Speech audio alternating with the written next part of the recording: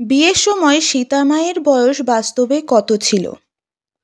রামায়ণে বিয়ের সময় সীতার বয়স কত ছিল সেটা কোথাও স্পষ্ট উল্লেখ না থাকলেও মোল্লারা ধরে নিয়েছে বা বলে বেড়াচ্ছে যে বিয়ের সময় সীতার বয়স ছিল 6 বছর।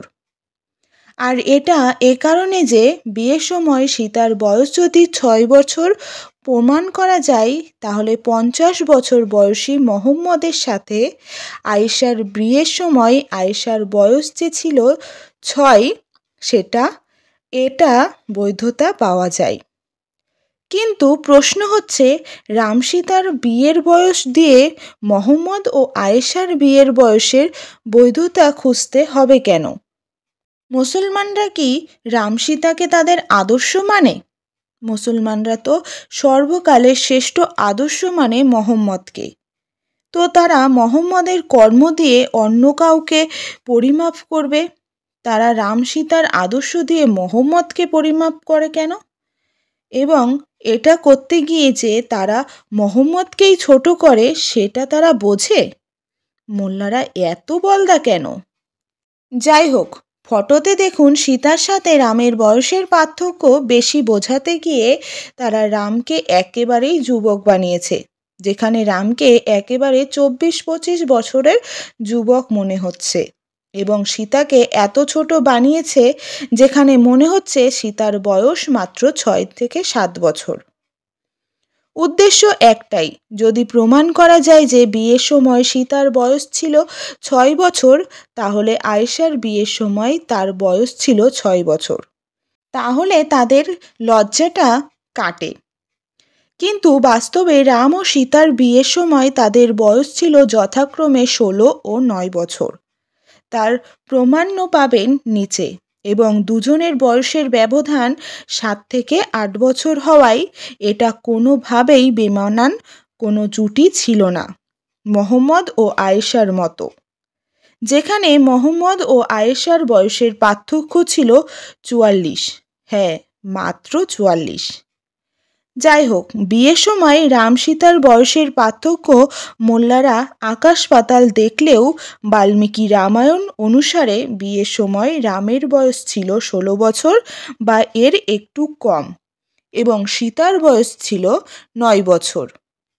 রামের প্রমাণ্য জীবনী হল সংস্কৃতিতে লেখা বাল্মীকি মুনির রামায়ণ। এই রামায়ণ গল্প নিয়ে কৃত্তিবাস বাংলায় রামায়ণ লিখলেও সেটা রামের প্রমাণ্য জীবনী নয়, কারণ তাতে ভুল ও মিথ্যা ছড়াছড়ি। সংস্কৃত থেকে বাংলা হুবহু রামায়ণ অনুবাদ করেছেন রাজশেখর বসু বাল্মীকি রামায়ণ নাম দিয়ে, যেটা বর্তমানে বাঙালিদের কাছে রামের প্রমাণ্য জীবনী। আমি সেই রামায়ণ থেকে রেফারেন্স দিয়েই রাম সীতার বিয়ের বয়সের বিষয়টা আলোচনা করব। প্রচলিত মতে 7 কাণ্ড রামায়ণের প্রথম কাণ্ড বালকাণ্ডের এক ঘটনায় বর্ণনায় জানা যাচ্ছে, বিশ্বামিত্র মুনি রামের পিতা দশরথকে গিয়ে বলছেন, মহারাজ, আমি এক যজ্ঞ আরম্ভ করেছি, কিন্তু মরিচ আর সুবাহু নামে 2 কামরূপী শক্তিশালী রাক্ষস নানান বিঘ্ন ঘটছে। যজ্ঞবেদীর ওপর মাংস ও রক্ত বর্ষণ করছে। যজ্ঞকালে শাপ দেওয়ার অকর্তব্য, সেই জন্য আমি ক্রোধ সংবরণ করছি। আপনি আমার জ্যেষ্ঠপুত্র কাকপক্ষধর মহাবীর রামকে যজ্ঞের 10 রাত্রির জন্য দিন, তিনি সেই রাক্ষসদের বিনাশ করবেন। বিশ্বামিত্রের প্রার্থনা শুনে দশরথ মুহূর্তকাল যেন সংজ্ঞাহীন হয়ে রইলেন। তারপর বললেন, আমার পুত্র রামের বয়স 16-র কম। যাই হোক, তারপরেও দশরথ বিশ্বামিত্রের সাথে রাম ও লক্ষ্মণকে যেতে দেন, এবং বিশ্বামিত্রের সাথে ঘুরে ঘুরেই তারা মিথিলার রাজ্য যায়, এবং সেখানে রাম ও সীতার বিয়ে হয়। তারপর রাম তার নিজ রাজ্যে ফিরে যান। বিশ্বামিত্রের সাথে রামের ঘোরাঘুরির কয়েক মাসের ঘটনা মাত্র। এর থেকে প্রমাণিত যে রামের যখন বিয়ে হয় তখন তার বয়স 16-র কম বা 16।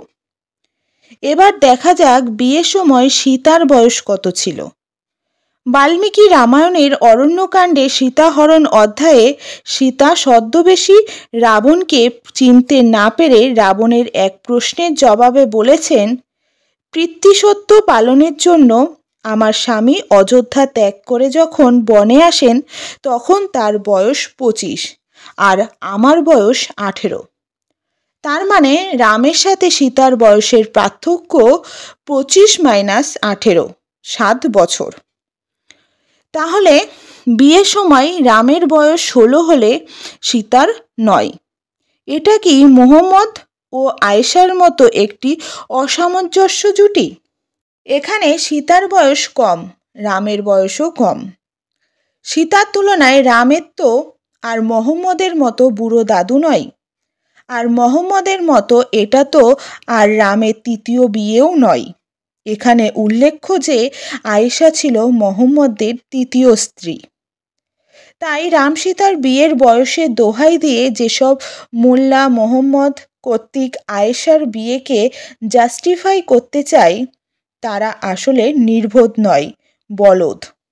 কারণ তাদের মতোই মোহাম্মদ হলো পৃথিবীর সর্বকালের শ্রেষ্ঠ আদর্শ।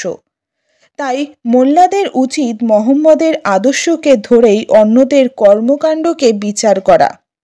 এর বিপরীতে মোল্লারা কোনো রবীন্দ্রনাথ বা রাম বা অন্য কাউকে নিয়ে হয়তো বিচার করতে বসবেন। এখানে উল্লেখ্য যে রবীন্দ্রনাথ ঠাকুরও কম বয়সী মেয়েকে বিয়ে করেছিলেন। হরে কৃষ্ণ, রাধে রাধে, জয় গোপাল, শ্রী গুরু জয়।